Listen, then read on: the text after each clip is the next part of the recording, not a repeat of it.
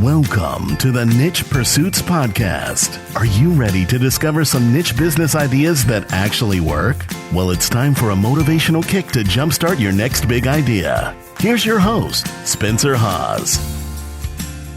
Hey everyone, welcome back to the Niche Pursuits Podcast. I'm your host, Spencer Haas from nichepursuits.com. And today I've got another great guest interview. Today is RJ Bryan.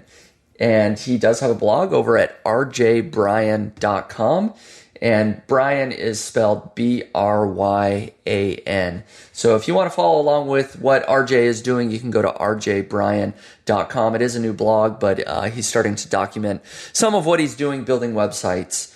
RJ has been a longtime Niche Pursuits reader and follower. Back a couple of years ago, started out with the case study with Perrin, the Niche Site Project 2. That we did. That's kind of when he started following along. And RJ was able to implement things right away. His first site wasn't a success, as he'll go into, but his follow-up site was a success. That one site is now making about $4,000 a month. And he has a few other sites overall. Now he's making, I think he said, about $6,000 to $7,000 per month. And he's actually in the process of selling off one of those sites on Empire Flippers right now. RJ is able to dive in and share some interesting strategies for pillar posts and doing keyword research and content. And then we also dive into link building strategies and specifically some outreach and what he does for outreach and how he monitors some of his keywords. That really is kind of a unique twist on things that I've done in the past. And so I think that you'll get some good takeaways from this interview. And so hopefully you enjoy it. Here's RJ. Hey, RJ, welcome to the Niche Pursuits Podcast. Hey, Spencer, how you doing? Doing great. It's great to have you on. I appreciate you taking time out of your day. I appreciate being here. Yeah, no, it should be good. Before the interview, you shared a little bit about the sites that you've built and your niche site process and some of the success that you've had. So I'm excited to dive into that and share that with listeners because I think you do have some good things that you can teach here on the podcast. But before we do, can you give us an idea of your background, your work experience previous to building websites? Yeah, so right after school, I basically became a professional couch hopper. And then that was for like a couple of months after school. But then I got into residential real estate as an agent and then commercial under a real estate developer because I wanted to own properties. And I figured that would be the best way to go about it. After probably like 2.5, 3 years of just being in the real estate realm, I realized this just wasn't the route I wanted to go in terms of trying to build businesses. And, I actually started building my sites while I was at my previous 9-to-5. Gotcha. Now that makes sense. So I know you're in Brooklyn right now. Were you in Brooklyn, when you were, doing real estate and everything as well? Yeah, as an agent, I was in Manhattan and Park Ave. Okay. And then in the real estate development, I was in Brooklyn. Okay. Very cool, man. A lot of real estate going on in that area. It's crazy. I mean, I watch the TV shows. I see what's happening, with prices online, and it's quite the world over there with real estate. So. Definitely crazy. I mean, I think that's one of the things that attracted me to the New York market. I mean, I'm from New York, but after school, I could have gone anywhere, but I come back home because the market was looking nice. Yeah. So give us a little bit of what was your incentive or what was your thought process for why you decided to get started building sites online? So, it was kind of the same thought process when it came to me being an agent. It just was different tactics. So I wanted to own properties, and I didn't have any money, and I didn't have clout or or new people with money. So it was, the cost of entry in terms of being an investor is pretty high. So, but I've always wanted to own multiple businesses. So I guess it got to a point where I started hearing things or reading things where people were saying they were making money online.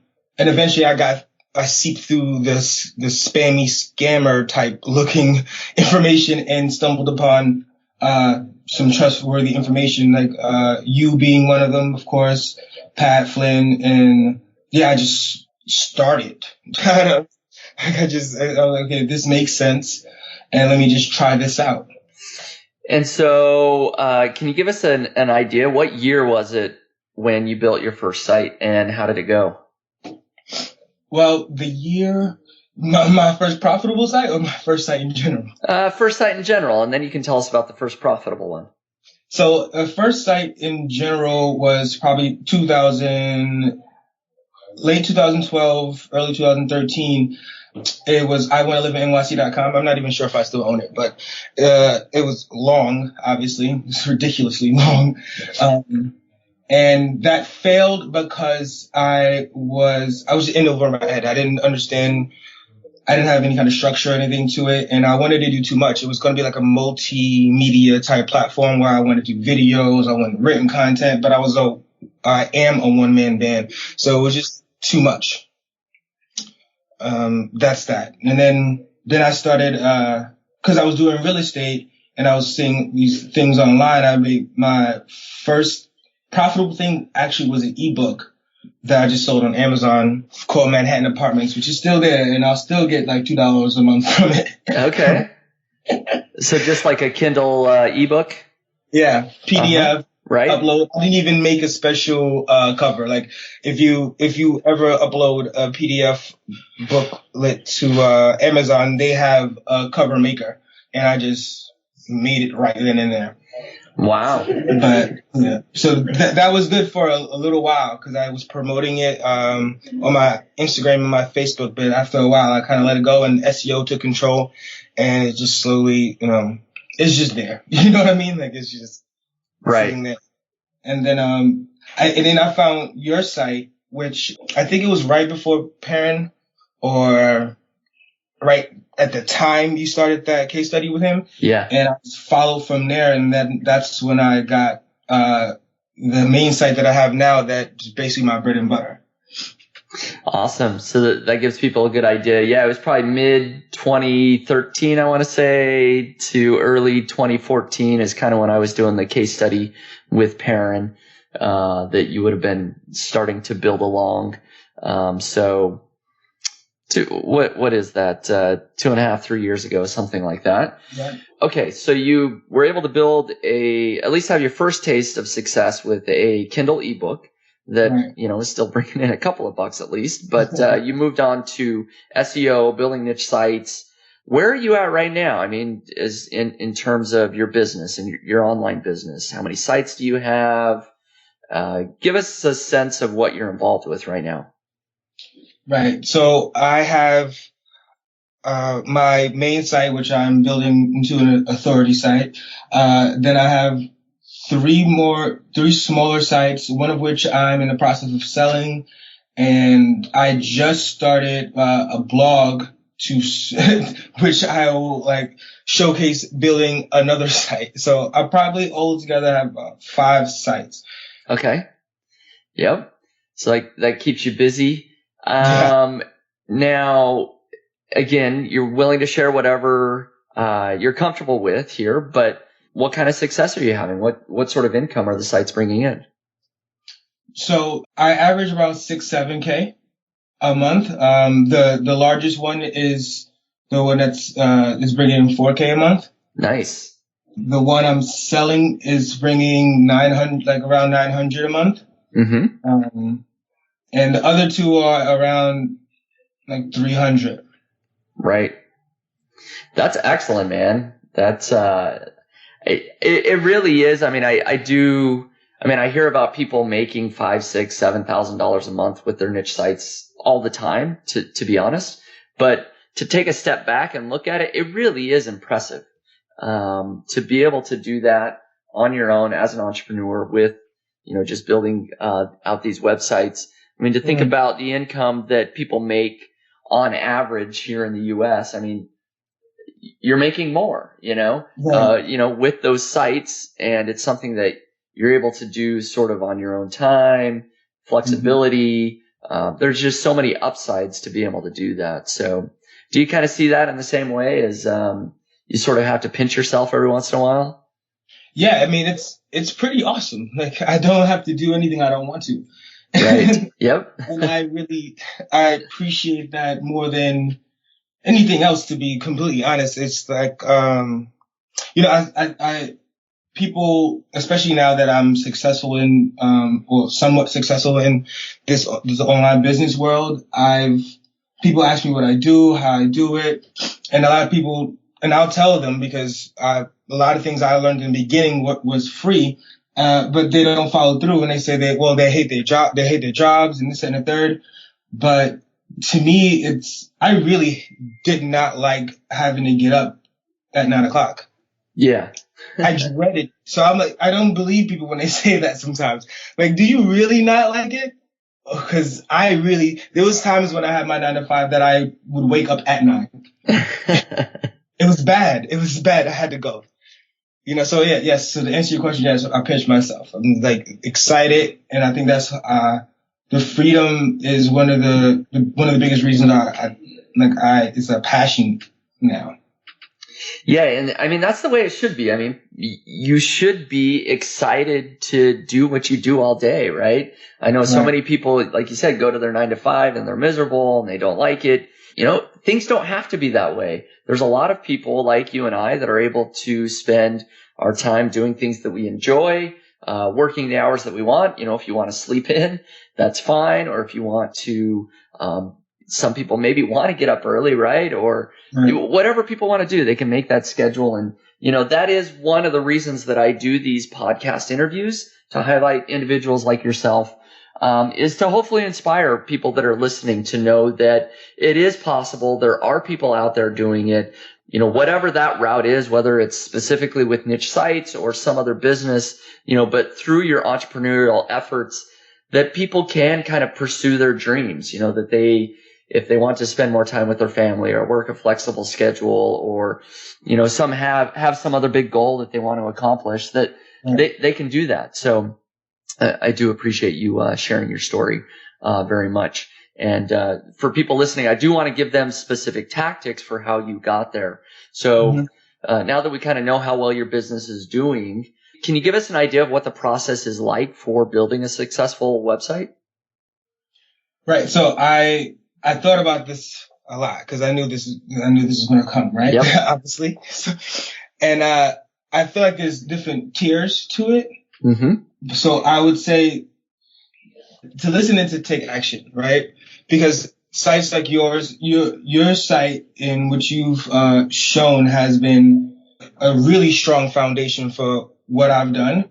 And I believe that if people just listen and take action immediately, that's like huge, because then you build off of that knowledge. If you start with keyword research, and you just start understanding queries and things of that nature and the analytics, then you kind of, it becomes innate in a sense, right? So it's like, pay attention to the analytics, pay attention to what someone like you is teaching, and then take action, and then I think you'll be successful that way. When it comes to tactics, like when I'm looking for a niche, at this point, I don't go heavy into keyword research first. I kind of like think of something I want to get into, and then I do some research behind it, not looking for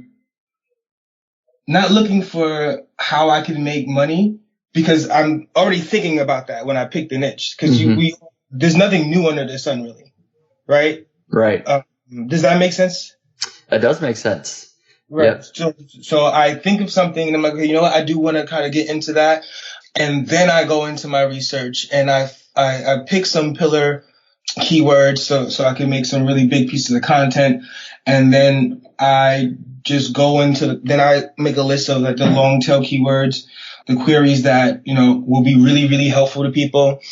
Even if they don't seem like they're going to bring a lot of income in, the things that are searched 50 times a month, sometimes 10. It's just quality information people want to know. And that's the whole point of your site, is that, you want to provide value. So I think as long as you have those things in mind, you will build a strong site, and the monetization comes in once you figure out just what like affiliates there are or what ad services you want to try to get into.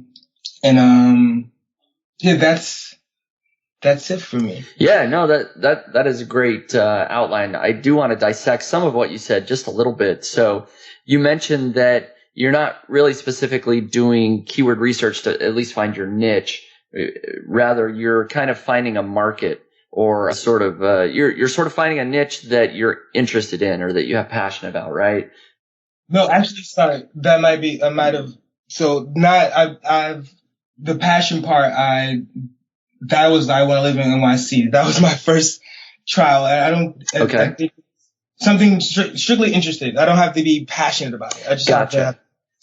Some level of interest, and that interest could partly be guided by perhaps potential revenue. Because I mean, you sort of said you're not thinking about that, but it always is in the back of your mind. Does that sort of sway your decision? Like you're a little interested, but you see that, you know what, this could be a really good moneymaker, so I'm even more interested. Exactly. Okay. So better than I did. Okay, thanks. No, that's perfect. And then the other thing that I wanted to talk about a little bit is you mentioned these pillar posts that, you know, when you first set out your site, you think about some of these pillar posts and then you fill in a lot of the cracks with these long tail keywords. So let's talk about these pillar posts. You know, how many do you do? And how do you determine what keyword should be a pillar post?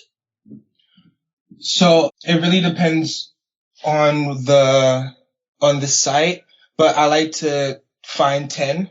Okay. And when I'm thinking 10, I'm thinking for the year, right? So I'm thinking like something like one a month. Once a month, I put like a huge post up so that I give myself time to promote that post. Right. Right, because I could just order 10, like find a great writer and order 10 very like in-depth 2,000 to 4,000 word posts and then just post it up. But then obviously, I mean, SEO will take action, and then after a couple of months, then Google will like crawl it and grab it up. But I mean, if it's that large of a keyword, if it's like 10K per month searched or more, then, you know, obviously organic it's not going to be enough. So it's like find 10 and then give yourself time to do some outreach. And in the midst of that, I may post like 3 or 4 question posts.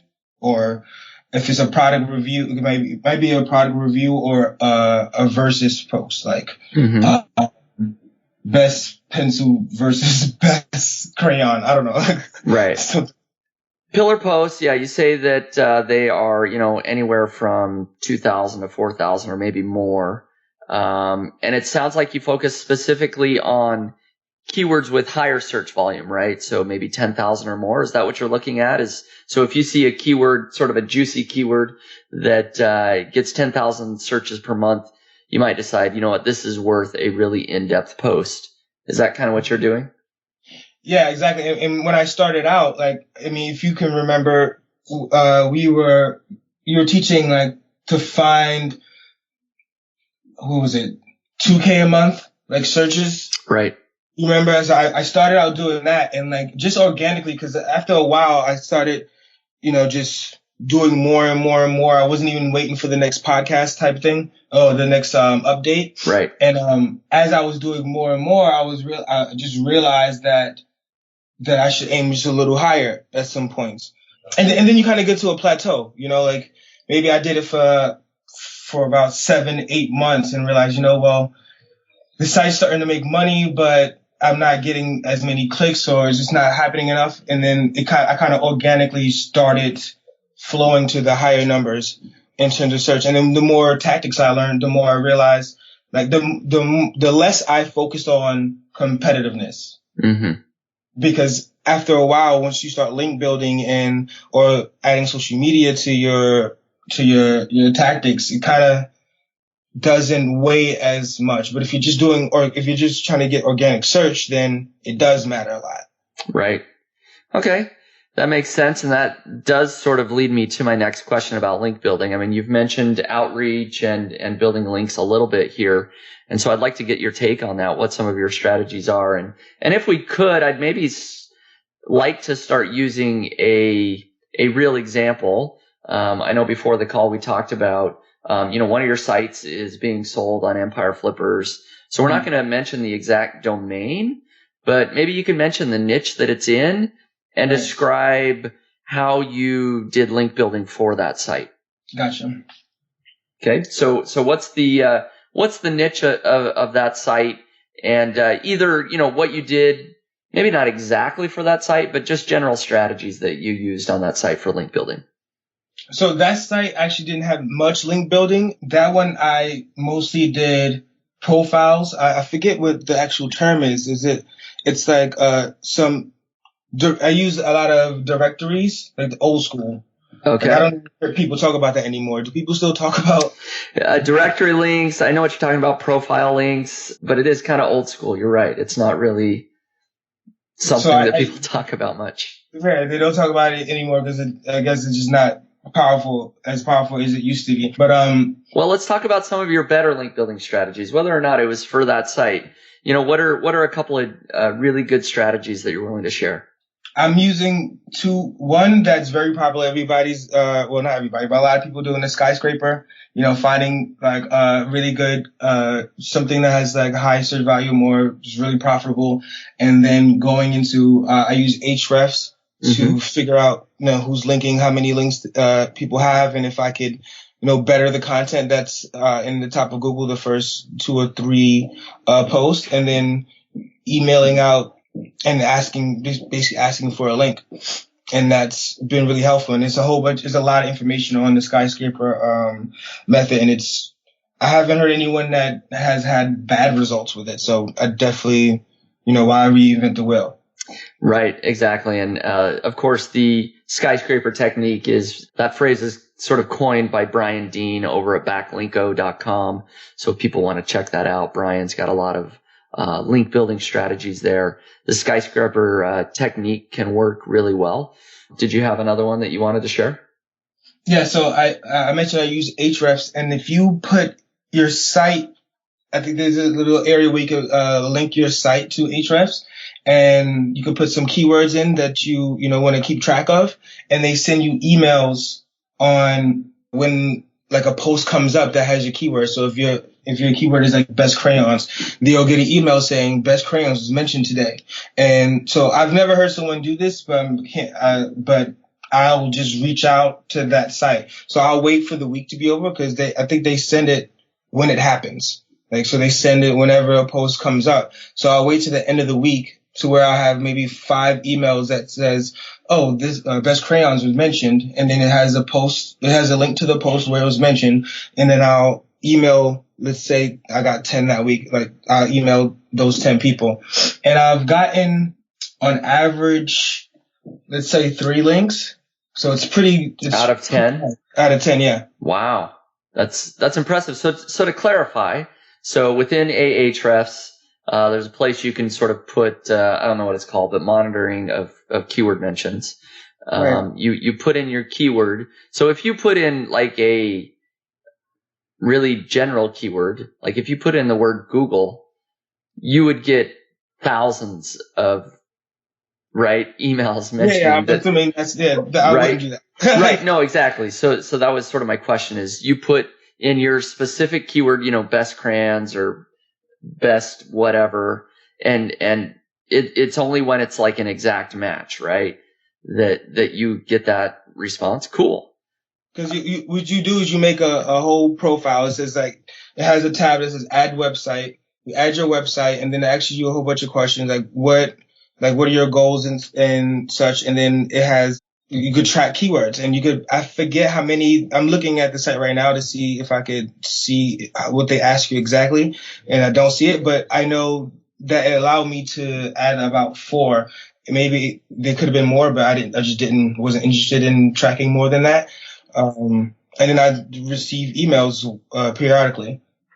That's awesome. That's a great strategy. I like that. So maybe dive into a little bit how you're sending these outreach emails, or what you're saying. So if you get an email that says, hey, this keyword's been mentioned by this article, what's the process there? I mean, yeah, you can email them. What do you say in that email? So I've used it's like a mixture of different things I've learned from you and the guys at Brian Dean and one the guys at Authority Hacker. Mm-hmm. And it's just, hey, love your site. Reading this article, I have a great resource for that. And just like most outreach, it's the hardest part is the review pages. So no one wants to link to those. But other than that, if it's informational, then it's, like question posts and things of that nature, it works pretty well. So yeah, I just say, hey, love your site. Just reading this article. I have some great information on my site, and then I send over the link. And I've tried the other way where, you just send an email and see if they're interested. And I've been doing it for like 2 months. So I do them once a week. I'm not sure if I have enough information on like what worked the best. Right. Cause I'm not using any specific tracker with it. But I think the one-offs, the straight question has been working for me. Even though I've read in a lot of places that it's better to just say, hey, what's up first, and then see if they're interested in seeing the information. Yeah. I've been getting success with the straight ask. Yeah, that's cool, man. That makes sense. I really like that. I haven't done that exact thing. And so, there's a new little twist there. I like that a lot. That's very cool. I also didn't expect that to happen. So it's kind of like, I got Ahrefs just to mostly do Skyscraper and to try the keyword tool. Right. Cause I'm a long user of Longtail Pro, Longtail Platinum. Yeah. So let me just try this thing out since I'm using it for the skyscrapers to get back the backlinks. And I didn't even really know they had a add website section. So it was just me just trying to use something because it's not cheap. Yeah. The tool. Like, Let me just really try to use this at the highest of like all its features, and then it just came by. You know what? Maybe I could do something with this email that I'm getting. And yeah, that's what happened. That's awesome. Very cool. So you mentioned earlier how much some of your sites are making. Your top site was making around $4,000 a month. Is there anything or any reason why you think that site is doing so much better than your other sites? And if so, what's that reason? I think 2 reasons. One is the longest standing site. Okay. It's the oldest one. And 2 is because when I started it, I had no money. So I used every free piece of information and honed in on it until I found something else. So, but that could take months to find something else, right? Right. And I was on your site like religiously. So every single piece of like hint of, oh, this might work, I used that until I was like brain dead. Like, I don't think people, well, I don't know for sure, but, I don't think people use, Google Webmaster enough. Because when you don't have any money, then you use everything that's free. So I would be on Google Webmaster like a fiend, like just trying to figure out, oh, did a new keyword come up, and where is that keyword attached to? Is it a post I already have? Yeah. So then if it was, then I'll go to that page and see if I could place that in there without it being like weird, or put it in the alt text, or if it wasn't something that was written about already, or if it was maybe like a mixture of things, then I'll write a new post. And I got a lot of posts from using that, and I got a lot of like my rankings went higher because I really, really like sank into Google Webmaster, and I was really focused on on-page SEO because I wasn't link building at first. I had no idea what that was actually, and and it seemed too advanced for me. So I focus on-page SEO a lot and formatting a lot. And I think that is what drove a lot of things like up, like more than anything else. That's interesting. Yeah, no, that's some good tips. It's like the foundation. It's like, you know how they say, don't sweat the little things. I think when you're starting out, especially for free and you have nothing, then you should sweat the little things. Like I hired a VA just to do posts, and something tells me they thought it was going to be easy. Like I just said, oh, well, go to this site and then copy and paste it onto the page. No, I need you to break up the paragraphs properly. I need you to link to other sources and make sure those sources are great sources, and also make sure those sources aren't competition. And then I need you to get great images. Here's places we can get great images. I need you to put some alt text in there. I need you to put the keywords in there, but not like if I have 4 pictures on the page, I'm not going to put best crayon in each picture. I'm going to put best crayon for kids, best crayon for acrobats, or like things that I'm going to mix it up, because if you do too much, then it doesn't, actually, I don't know if you get penalized, but it just doesn't feel right if you just constantly put best crayon, best crayon, best crayon. So like I feel like if you're really starting out and you're just doing the free tactics or getting free information, like really focus on your on-page SEO and until you master it, like be into second nature. I think formatting is really, really, really important, and placement of content, like and like headers and all that. But maybe I'm just saying that because I spent maybe a year just doing that. Like that's really, yeah. I mean that was your journey, and that's what worked well for you. And so I think that's appropriate to share that for other people listening. And it does make sense. I mean, there's a steep learning curve when people are just starting out and trying to build sites, and a lot of times it does require hands-on experience. You just have to be in the trenches, whether that's focusing on page or formatting or other aspects. You almost just have to be hands-on doing it to learn it properly. I mean, you can read articles all day long, but until you do something, dive in, that's when you're really going to learn the process. Oh, and also with the main site, I did a great amount of like interviews. I think this is another one of your tactics from when I first started.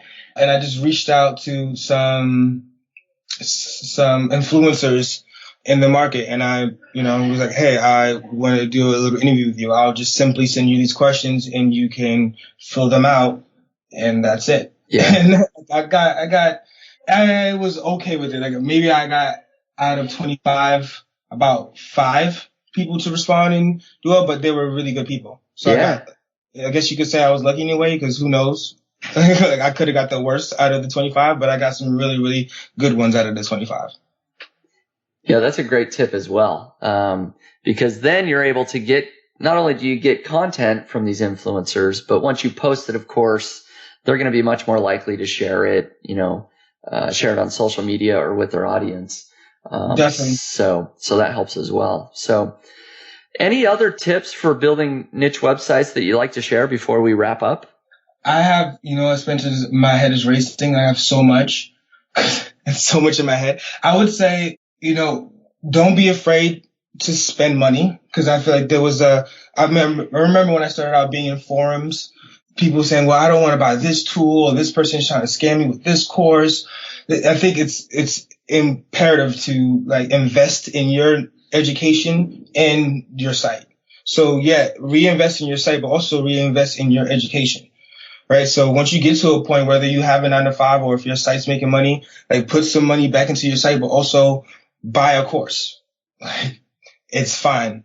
And it may be more formatted. And eventually, like for me, I probably bought about 2 courses, and I always take some great information from them. And eventually I have my own way of doing things.